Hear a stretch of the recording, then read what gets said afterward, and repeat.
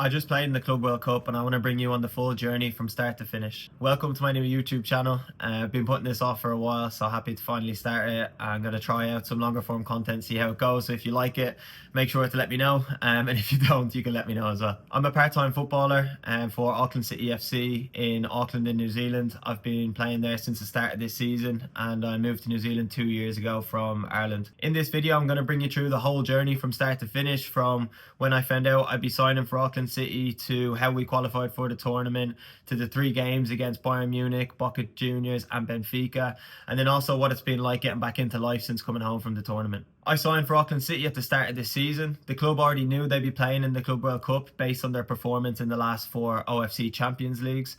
The OFC Champions League is the Oceania Champions League, so it's made up of teams from New Zealand and the Pacific Islands, and Auckland City have dominated that competition over the last couple of years, which means they qualified for this year's Club World Cup. The draw was done before I signed, so City already knew that they were playing against Bayern Munich, Boca and Benfica.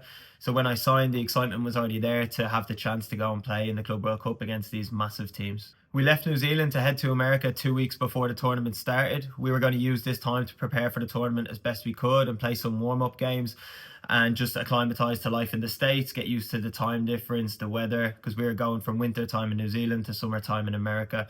So just to give us a bit of time to get used to everything over there before we played the first game against Bayern Munich. We spent the first few days in America training in Philadelphia Union's training ground. The facilities here were unbelievable and we were preparing for a warm-up game against their first team. Unfortunately, we did end up playing their second team, but we also got to play in the stadium, so it was a really good experience. We ended up winning the game 2-0, which was a perfect start to our trip over to America.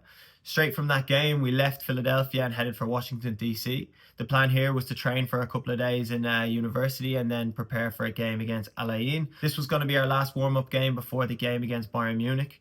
Al Ain were also playing in the Club World Cup. They had a massive group with Man City and Juventus both in there, so they were trying to prepare as best as they could, just like us. This game was really tough. Unfortunately, we did lose the game 1-0, but we put in a really good performance and there was a lot of positives to take into the first game against Bayern Munich. We knew the game against Bayern Munich was going to be extremely tough, so we were preparing as best we could in the days leading up to it. We spent a lot of time on the training ground and a lot of time analysing footage of Bayern Munich, which in itself was a crazy experience, getting to analyse some of the best players in the world. The build up to the game was really exciting. There was lots of Bayern Munich fans in Cincinnati and I think there was about 20,000 fans at the game in total. Unfortunately, the game didn't go so well and we did lose 10-0, as most people probably know now. But to be honest, they're one of the best teams in the world and we're an amateur side coming from New Zealand, so we're always going to be up against it. Personally, I was gutted not to get on the pitch for that game, but it was really cool getting to meet a lot of their players after. Have a chat with like Thomas Muller, Vincent Kompany, got to swap shirts with Joshua Kimmich, also got to chat with Kingsley Coman.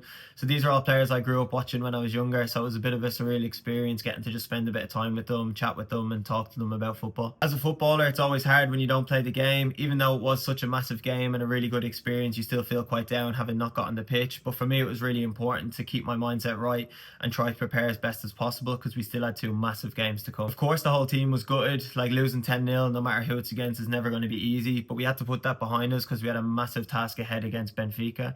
Again, we spent the next couple of days analysing their video and on the training ground preparing how we were going to play. The build up to that game again was really exciting. Not as many fans at this one, but again, really big experience in a really nice stadium in Orlando. We started the game really well and we actually kept the game 0-0 for 52 minutes, but unfortunately we conceded a penalty just before half-time. We were gutted to concede so late in the first half. We had defended so well up until that point and really limited their chances, but they're obviously a really quality team, so they ended up breaking through and Di Maria scored a penalty.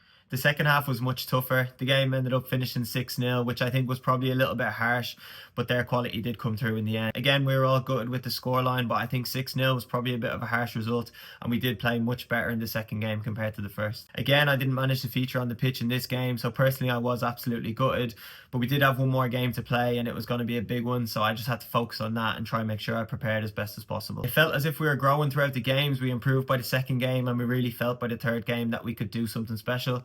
We spent the next couple of days preparing as best we could. We knew Boca needed to win the game at least 7-0 to have any chance of qualifying, so it was always going to be a really tough task against a massive team from Argentina. We also knew they'd have a home crowd there with a lot of travelling fans and probably a lot of fans in America already, so we knew we were going to be up against it from the start. The atmosphere at the game was unbelievable. Everybody knows about Boca Juniors fans and how passionate they are and how loud they can be, so they made the atmosphere really special and it was an unbelievable experience to be there. We started the game really well. Our defence was really solid, but unfortunately we did go 1-0 1-0 down going into the halftime break. There was a sense of belief at halftime that we could get something from the game. We knew we were going to be up against it, but all we needed was one chance and to stop them from scoring. We started the second half really well and we managed to get the game back to 1-0.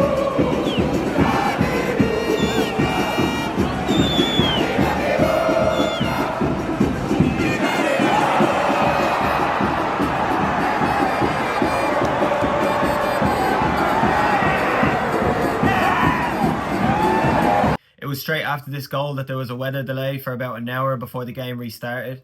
It was at this point that I came on as a substitute. I came on as right back and I was delighted just to get on the pitch and try help the team hold out. Of course it was quite nerve-wracking coming on when it was 1-1 with so much at stake, but I was just buzzing to get on the pitch and try to contribute to the team. With about 40 minutes left, it was all just about defending that 1-1 draw and trying to get out of there with a result. I had a couple of involvements on the ball, most of it probably with my head and less with my feet, as we were defending a lot of crosses and long-range shots. The Boca team was really direct and didn't want to pass it around too much. Every time they got the chance, it was either a shot or a cross. This probably suited us because we had a lot of numbers in the box, so we were able to defend them crosses and them shots from long range. That 40 minutes felt like forever, but finally the final whistle blew and we finished the game with a 1-1 draw. It's hard to describe the feeling after the game. I've probably never felt like that after a result before. I don't think there was many people that would have expected us to get a draw out of that game, so it probably made it even more special. After the game, we just spent a lot of time on the pitch, celebrating, chatting with our friends and family and speaking to some of the Boca Juniors players. That was probably the biggest football match I've ever played in my life, so to get out of there with a draw and celebrate with the team was unbelievable. After the game we went back to the hotel for dinner, but then that night it was out to celebrate in Nashville with the team.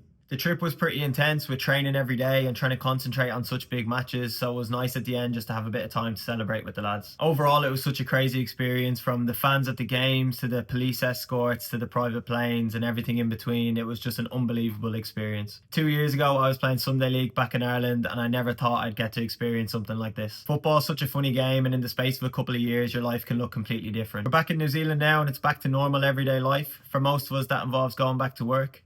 For me, that's working as a physio and a football coach. We've got 9 games left in the regular season. After that, we head to Africa to play against Pyramids FC in the Intercontinental Club World Cup. This could be another unbelievable experience, so it's really important that I keep working hard and try to make the travelling squad for that one. I'm planning to post a lot more on YouTube over the coming months, so let me know what type of content you want to see, from football challenges, longer match day vlogs, full gym sessions, or anything in between. I hope you enjoyed the longer format content, and if you'd like to see more of it, just let me know and I'll keep going. I really appreciate you watching this video and hopefully see you soon.